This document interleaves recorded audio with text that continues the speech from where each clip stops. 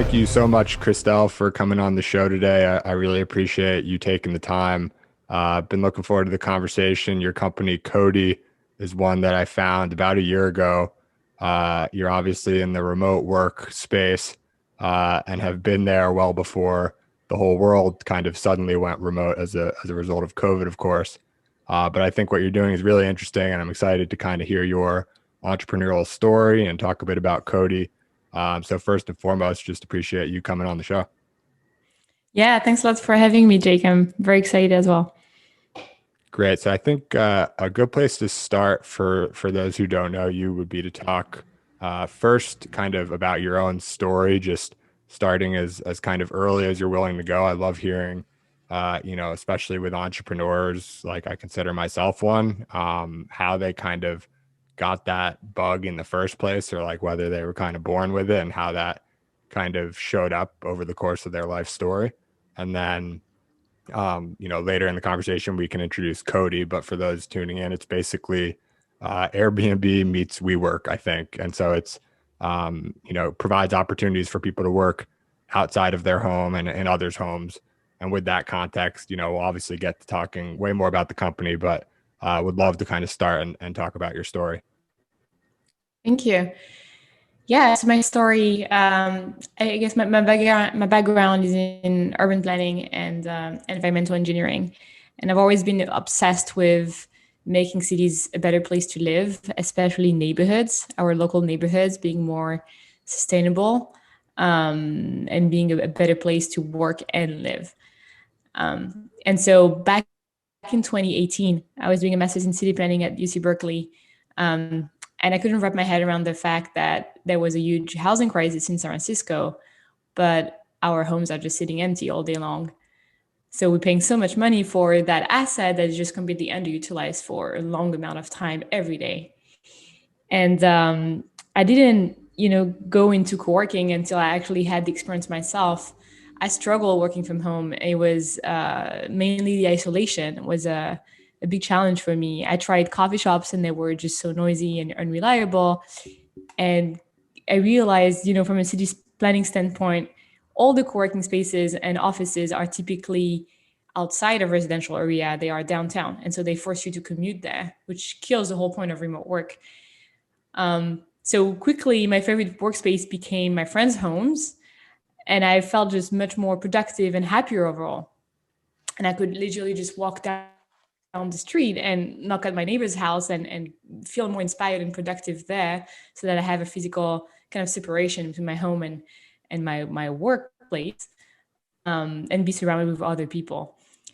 And so I started to imagine this platform where you can basically unlock the doors of your neighbors during the day and get work there, so that anyone can literally walk to work in their own neighborhoods and it doesn't need to be downtown.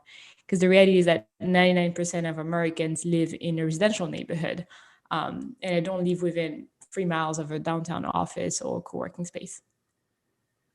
Yeah, so and that all makes sense and certainly serves as like a bit of an origin story for Cody. But if it's all right with you, I'd love to hear like, earlier on before you even went into urban planning, what were like the seeds of, elements that made you interested in kind of looking at cities in this light and going and studying that before you kind of had these insights and decided that like Cody was the right way to kind of apply your interests? Yeah, I guess very early on, I I'm an only child, and I was always very sad not to know my neighbors.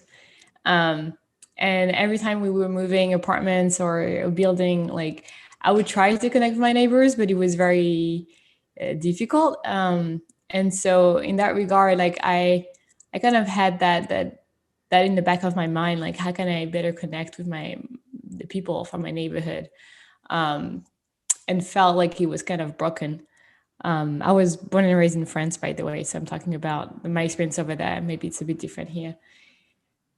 And from there, I became more and more interested in architecture actually early on. So the houses and how people live, spend like sometimes generations living in that one space. I find it beautiful. It has a lot of like soul. So I'm definitely in love with like residential spaces from very early on. But I was very good in math and physics, so I did an engineering school. And over there, I specialized in environmental sciences. And climate change is a huge issue. There's a lot of things to be done, but I always missed the social components and also feeling that you have an impact fast on people's lives. They can see the results of what you're working on pretty quickly. And so I wanted to kind of approach that issue of sustainability from a city angle, because there's a lot of waste in our cities from even just looking at commute and how we use cars. And that would trigger, kind of a big change. And that makes more sense to me with my personality than doing math and physics on climate change. And so from engineering school, I decided to apply to this master program in city planning. And that's how I got to the United States. And when I came here, I think I had kind of a cultural shock. Cities are very different between the US and Europe, at least France. There's a term that says that cities in Europe are more kind of mixed use, where you have a mix of residential and commercial spaces. And here it's by zones, like you have a huge residential zone and then a huge commercial zone.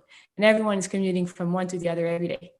And so one is completely underutilized during the day, and the other one is completely underutilized during the night. And I think my engineering brain like started to feel very frustrated by that and didn't seem to make sense. And that's kind of how I started to think about those issues of like underutilized spaces and how can we unlock the right space at the right place for people instead of forcing them to go far for a desk and Wi-Fi.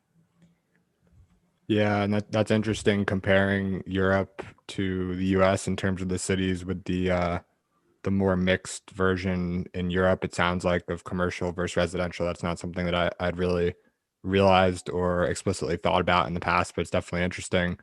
Um, when you picked up and came to the US for for your studies, was that something where you had always kind of had your eyes set on coming to the US, or it kind of came up somewhat serendipitously and you decided to pursue it? I'm curious what drove you to come to the States, and then after your degree to stay here and start a company here rather than going back to France.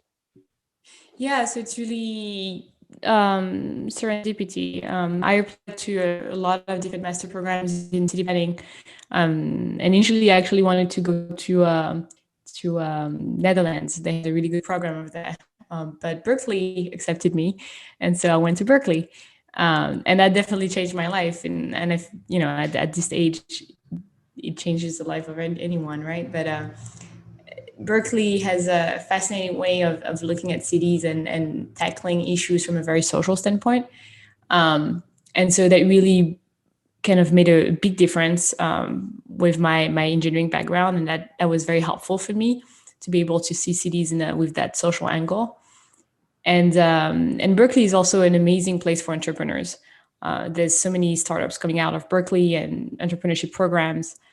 But during my time over there in city planning, I signed up for a program that was a fellowship with the Ellen MacArthur Foundation, which is basically a think tank on circular economies. And that's actually how kind of like the gist of Codi was born. I did that fellowship for a year during my master's my city planning program, and circular economies is that whole concept that you can create virtuous loop within a certain place. And they look at that typically for products, like clothes and plastic and things like that. And it was the very beginning of looking at circular economies for cities.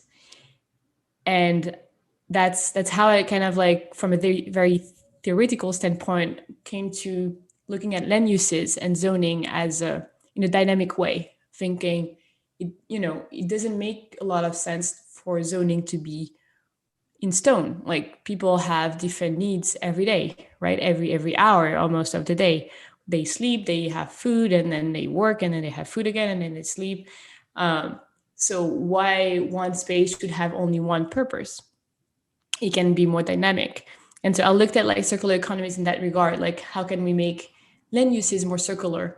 And that was like the very kind of like theoretical layer of Codi.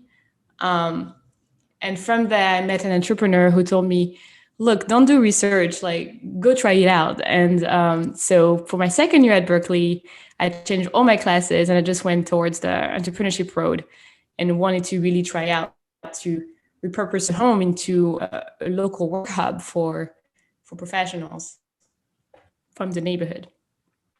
Yeah, and I think it's interesting because it kind of combines your interests in city planning and making cities generally better with the environmental aspect. You know, people if they're walking to a local Cody, it's better for the environment, obviously, than all the traffic we deal with commute times and everything like that. And then lastly, the community aspect that you mentioned from like when you were a kid, with not being able to interact with your neighbors as much as you might have liked. I think a lot of people can certainly sympathize with that these days, especially being locked down with COVID, or at the very least dialing down a lot of their physical, social interactions in the real world, and moving a lot towards kind of digital mediums, and interacting with people on text or Twitter or Zoom or whatever it might be.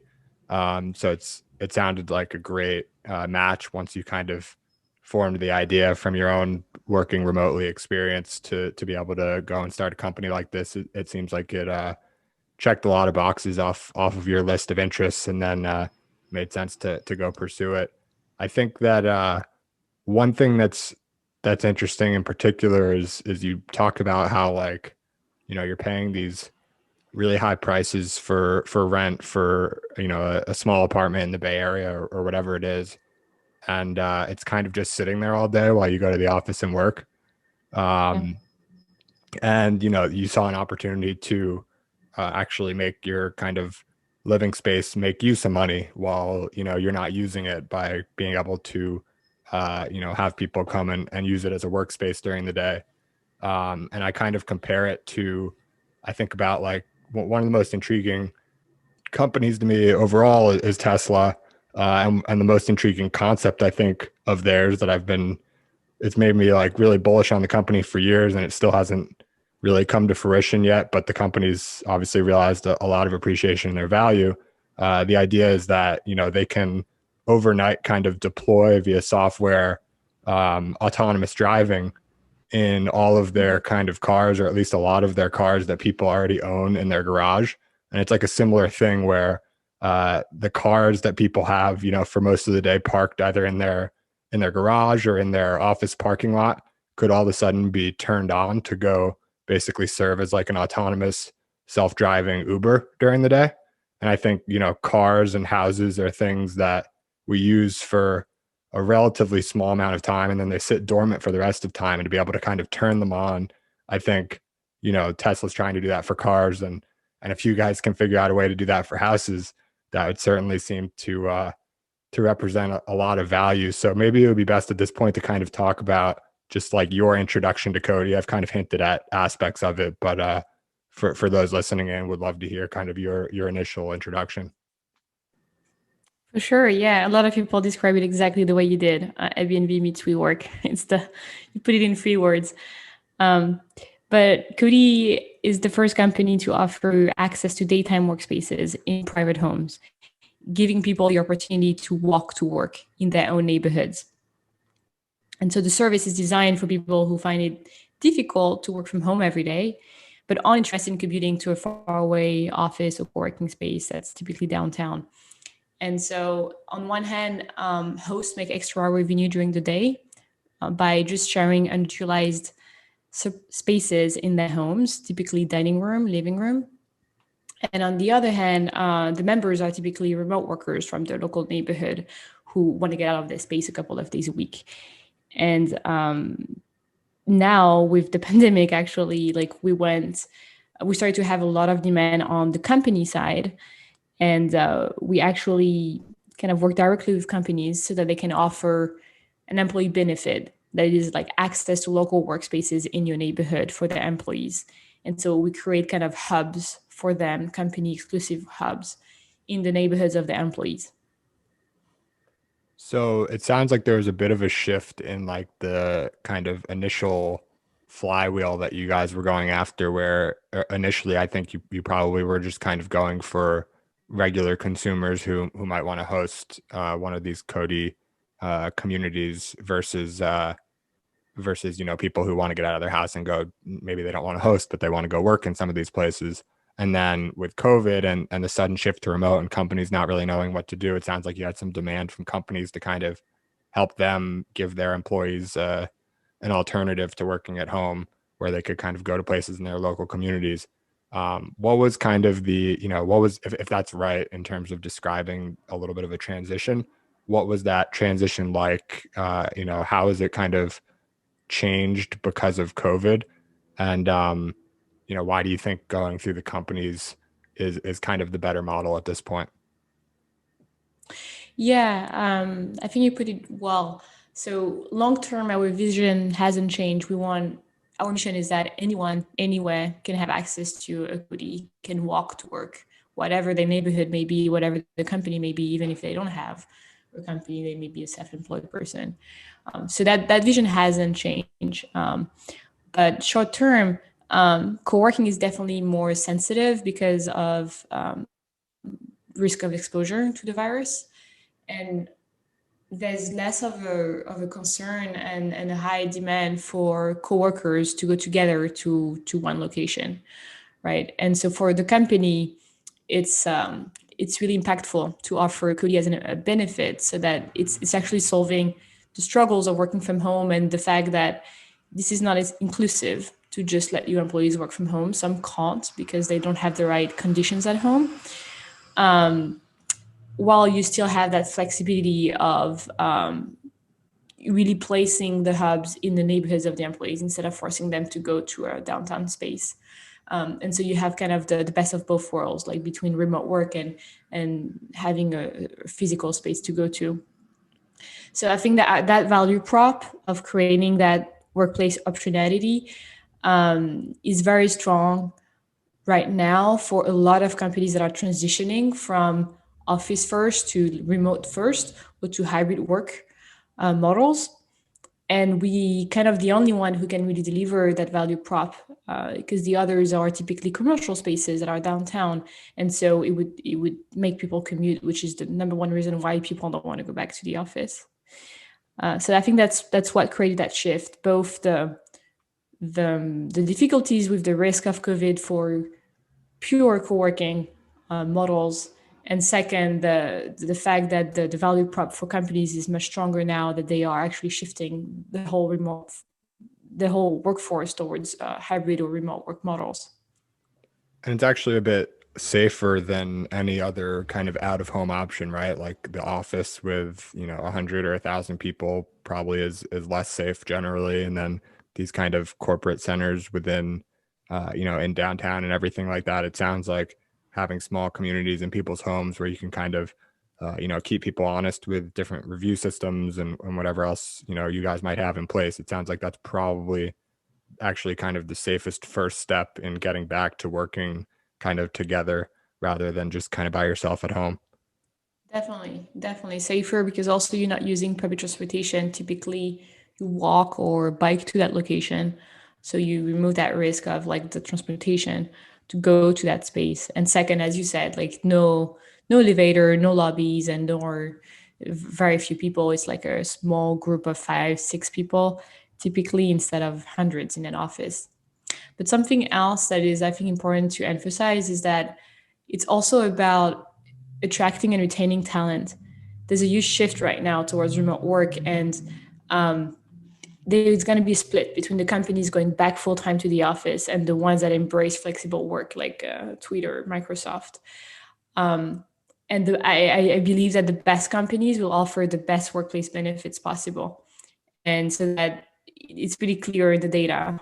More than 60% of people want to stay fully remote, and 72%, according to Slack Future Forum, want a hybrid model where they spend a couple of days at home and a couple of days somewhere else. So if you want to retain those talents, which tend to be millennials or like a bit younger generations, you have to kind of like let them be flexible and choose where they work and live while supporting them. And that's exactly where Codi fits for those companies.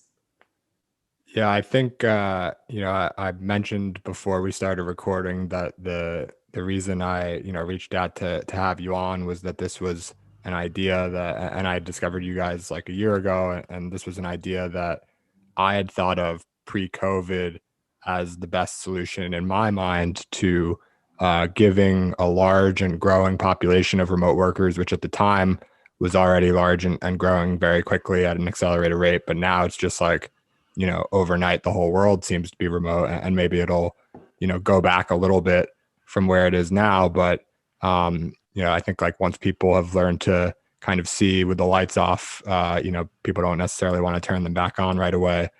People actually have realized that like working remote, while challenging in some ways, is actually really nice. You can like go take a walk at lunch or like work out, or you just have a lot more control over your time, I think, and you're not wasting time with commutes. So I'm curious, I had my own reasoning why I arrived at this kind of Airbnb model being the most exciting solution to me. But I'm curious, when you kind of looked at the problem in the first place, how you decided specifically that like people opening up their homes for other people to come work in was the best solution among other options such as like WeWorks and things like that.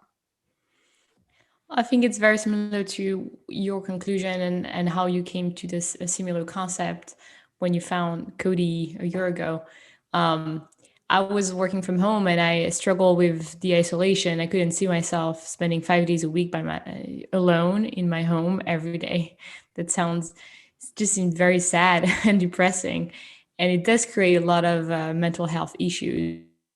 So working from home full time can work for some people, but for majority of people, it's actually a struggle.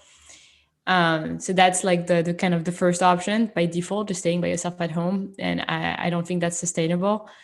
The second is the coffee shops, and I tried them, but it's noisy, it's unreliable. You have to fight for every single thing, like the Wi-Fi, the seats. You can't even go to the restrooms without your computer. Then you lose your seat. It's just a nightmare, and then it closes very early. I couldn't see myself doing that on a regular basis neither. Um, and the third option, as you said, yes, is a WeWork or an office or shed or private office. And the issue with that is that they are all clustered downtown. They're not in a residential neighborhood because of zoning. And so it does create that commute that you're trying to avoid when you're remote. So the main value of remote work is inexistent with a commercial co-working space or office space. Plus, it's expensive actually. So for a company, when they use Codi, they can save up to 60-70% of their real estate costs, and that's not negligible. And that's part of our business model. It's because we use underutilized supply, and it helps dramatically the hosts also cover rent or mortgages. So from those three options, working from home, coffee shops, or co-working spaces, none of them were perfect, and each of them had a big drawback. And I kind of had to create a way for me to like be happy working remotely, because I love my neighborhood. I want to be able to work here. I don't want to commute and have the same life that anyone else, right? And then you become an office worker.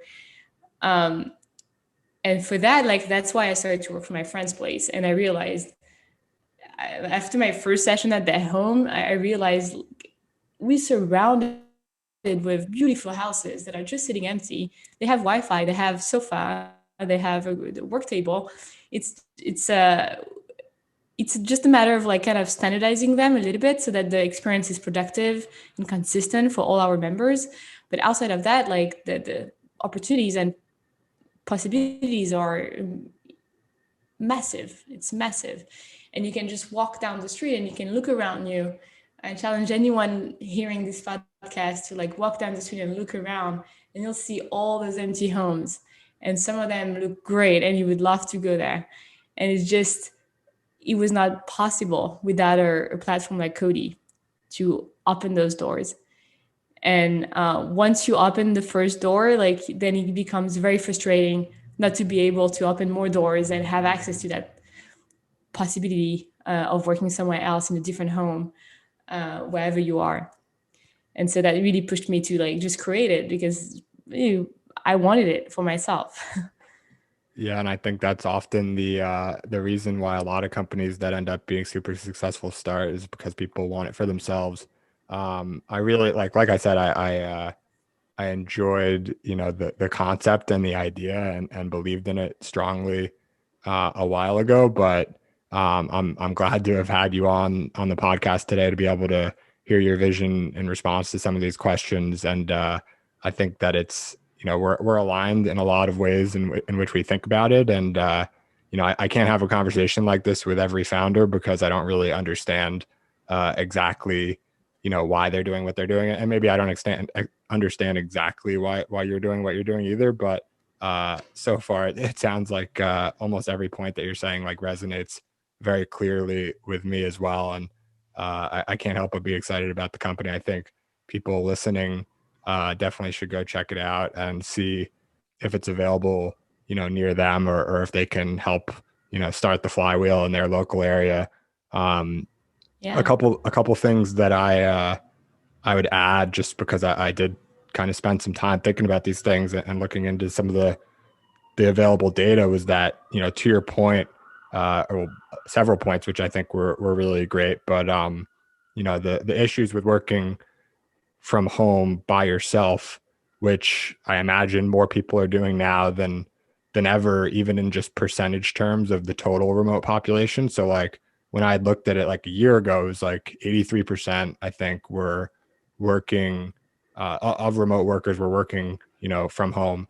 And then it was like single digit percentage in WeWorks and other type WeWork competitors. And then even, 3% or something even less in cafes, and then maybe like libraries or like an other category was 1% or 2. But it's just like an overwhelming vast majority of people working at home. And then on the other side of that, you have like the number one complaint of people who are working remotely overall is that they're lonely and that they have distractions at home, and that that they struggle to unplug and things like this. And these are all Exactly. clearly symptoms of the issues of working by yourself at home all the time.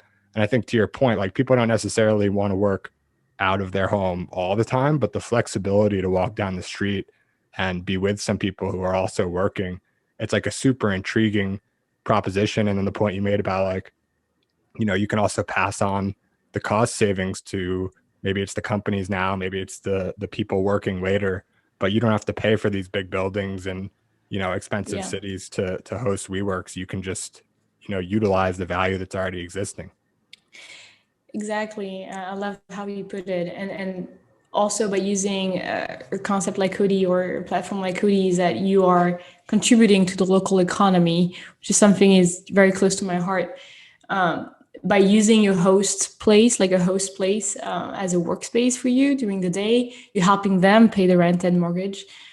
Plus, you're actually helping local businesses get some income during the day. If you go to a WeWork downtown, you're going to actually help like downtown businesses that are typically big brands, which is fine, but like you're not helping your neighborhood thrive.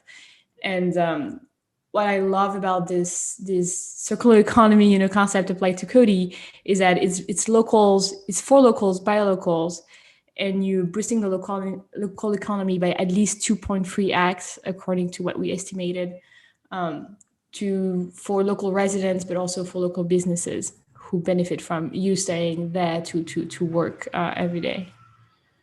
Yeah. So another an interesting aspect of it, I think, is people, despite all of the reasons we've described for which it makes a ton of sense, people may have some sort of hesitancy to like going and working in basically a stranger's home. And over time, they can get to feel like they're part of the community and neighbors and things like that. But at the start, they're a stranger. I know, like when I tried to describe it to some friends, they were like, "Nah, like not really interested in that." What are some of the challenges? I know, we've talked a lot about all the reasons it makes great sense, but what are some of the challenges in the early phases of kind of, convincing people that this is actually like a really great solution to whatever, weaknesses there may be of them having to work from home all the time? Yeah, in the very early days, so let's say it was 2 years ago, 2 years and a half ago, a lot of people thought I was crazy. And it really divided people. So half of them would be like, this is genius. And the other half would be, this is completely crazy. I'll never do this. This is awkward. And the good news is that Airbnb did that before us and Uber as well. And a lot of it's very famous that Airbnb founder Franceschi was called crazy for a long time for the first few years in the company, and then now it's like completely mainstreamed and normal. Um, and I think it's just about creating that habit and having that first experience that completely breaks the blockers that you may have psychologically. Because at the end of the day, this is just another, it's just a space that has character and soul. And then we at Cody, we make sure that, we have trust and safety as top of mind, to create a really safe community, and always have a consistent experience. I think that's kind of the key for those type of marketplaces like Uber, Airbnb, or like ours, or Get Around, right? You want always to have a clean space, and then Wi-Fi above 100 megabytes, and Nespresso Keurig coffee machines. And so we standardize the experience so that it really creates that consistency and build that trust between the members and the hosts.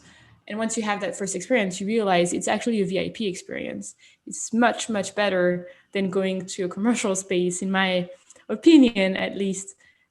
You welcome as if you were a VIP person, and you can walk and work, and you have your little work nook, and everything is ready for you. That experience, once you have it, I think changes people's opinion about the first awkwardness. And there's always an awkward moment the first time you do it, obviously, because it's new, and it's you need to think outside of the box. Um, but now you know that literally everyone is working from home. I think half of US workers currently work from home. More and more people understand that homes can be workspaces. Um, and there's nothing against kind of like going someone else home, and that's another workspace. It's just not your home. And so actually it feels more professional than being in your own home psychologically.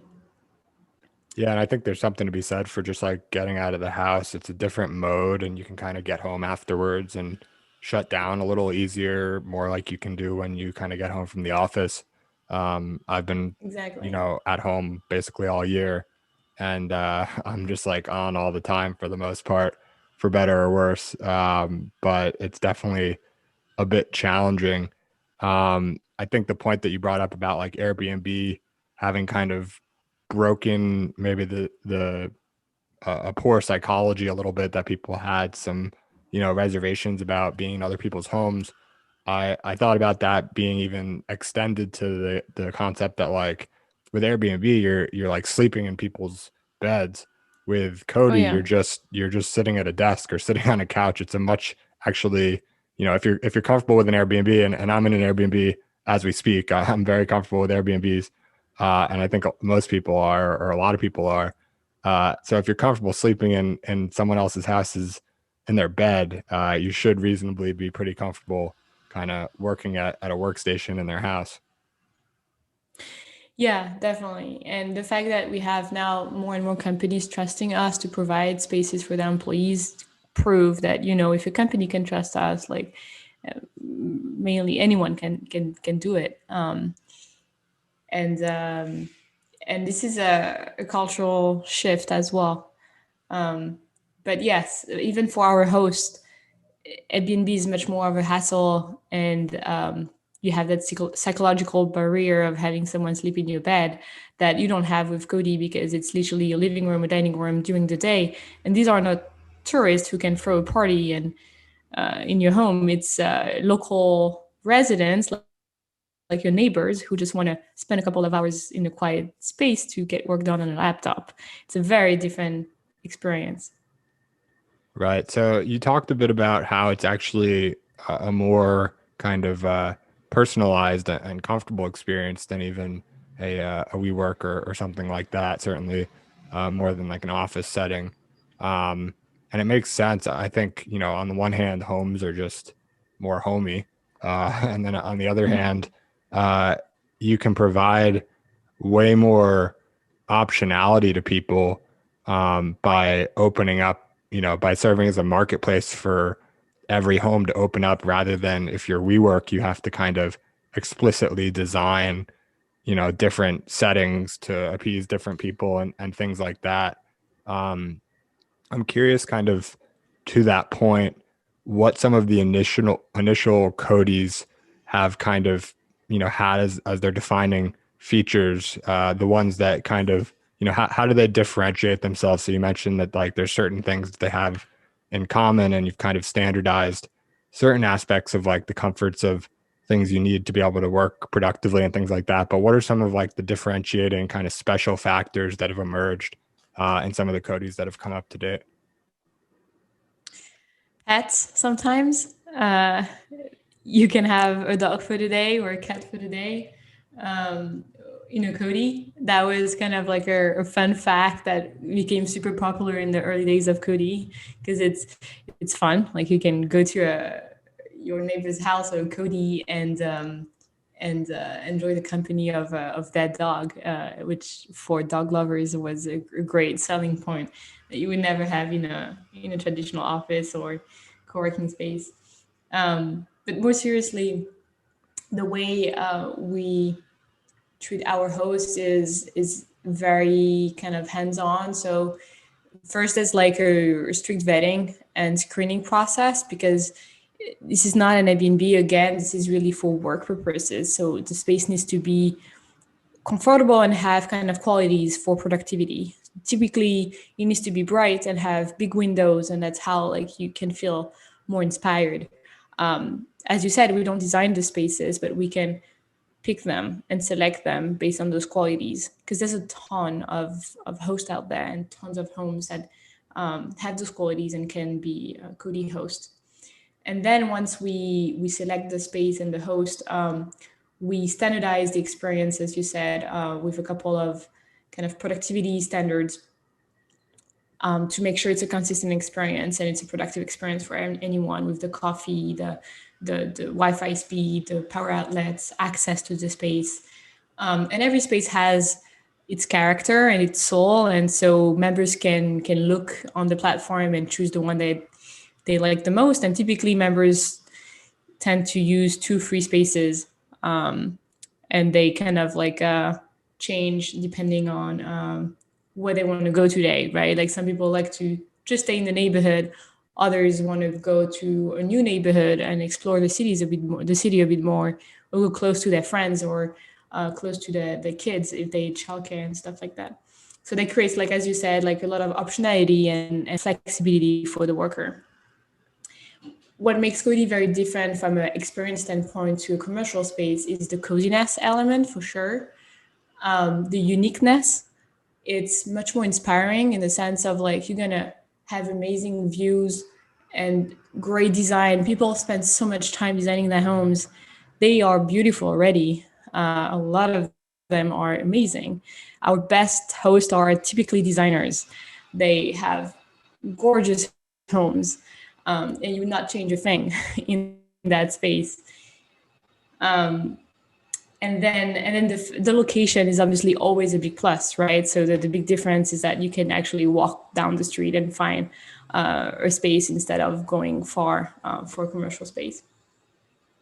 That's interesting that your most popular hosts or your best hosts are designers. That's like it strikes me that that's like a very specific, there's only so many designers out of like all people, and it seems to me that this could kind of appeal to anyone who wants to make use of their home. Just like, you said you would like to kind of put your home to use when you're paying high rent for it, and I would like to do the same. Um, but how did kind of designers emerge as like the leading type of category of host? I think they have a lot of aesthetic taste, obviously, and understanding of like space qualities. Typically, they have a lot of plants. They very hospitable, and they basically kind of inspired us to create the guidelines that we created. And so I've seen amazing hosts, and we created like best practices for our super hosts based on our experience with those hosts. They kind of taught us how to create an amazing Codi. And then we try to kind of communicate that experience and those tips to the rest of the hosting community, so that you and me, who are maybe not as great designers as the top hosts that we've encountered, can have access to that knowledge and like better design our home or the space that is dedicated to Cody, so that members love it, and you will be able to retain members better and have a great rating.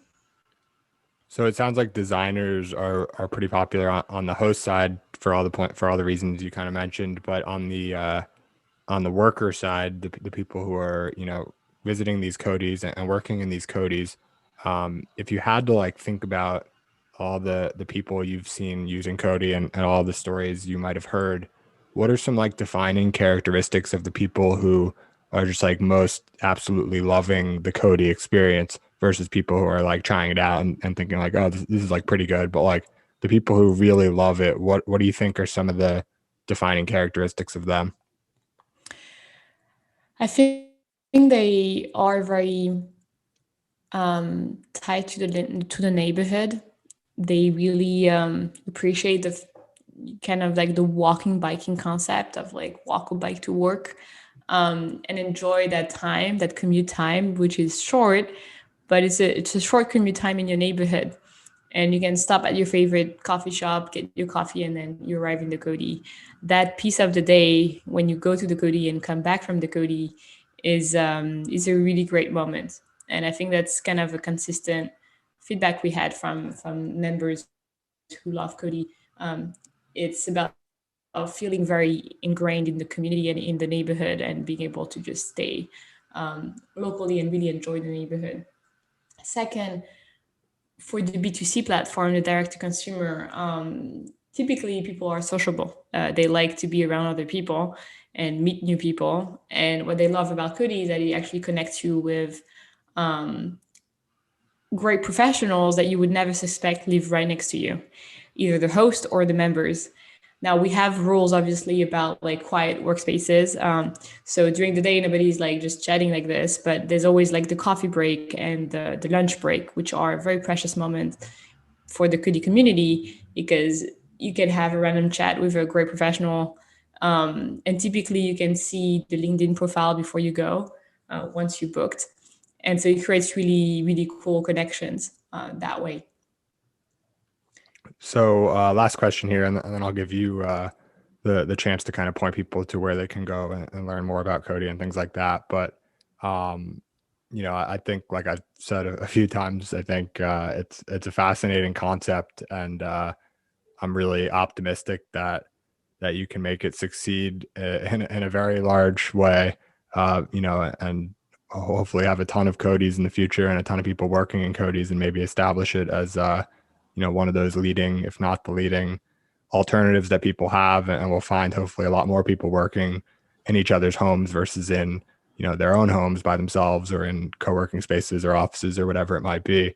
But I'm curious, as a founder, obviously, like you're quite young and started this kind of right after school.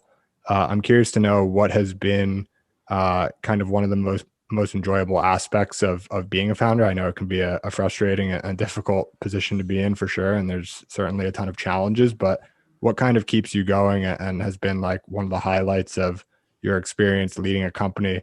And then kind of the second part of it is like, what do you look forward to in the future as you can hopefully build this into a much larger thing? That's a great question. I think the most exciting thing for me to be, from my experience being a founder so far, has been two things. Like one, seeing the impact of your company. And so when you meet a member or a host who's super happy, I'm just so grateful that I'm being able to like have an impact on their lives, and positive, obviously. That's extremely rewarding for any founder, I think, to hear the stories of your members and your hosts, and how they love it. Every time that happens, I'm a host myself, and I try to go to Codi as many times as possible, and meet with as many hosts as possible as well.